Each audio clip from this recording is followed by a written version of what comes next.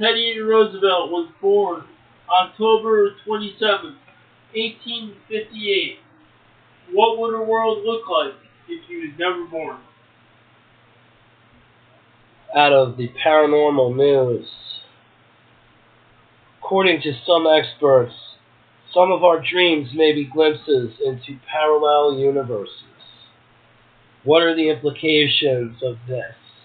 If each glimpse into the somnific nightscape were actually a window into another you, another world. Interesting topic, Ricky. This is Spiritus Holographica. I am Wolfman, and this is Ricky Bearhart here. And on tonight's podcast, we discuss these two topics. And for starters,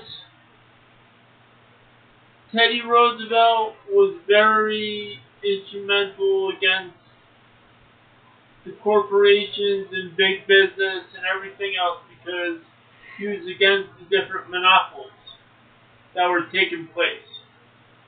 Sounds like a great fellow.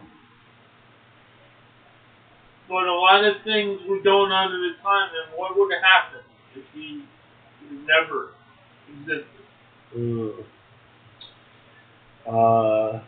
Yeah, I'm not entirely sure, but if he, monopoly, there's so much monopolistic business today and so much centralized power that I can't imagine there being any more, So, if he had some influence in stalling the inevitable, our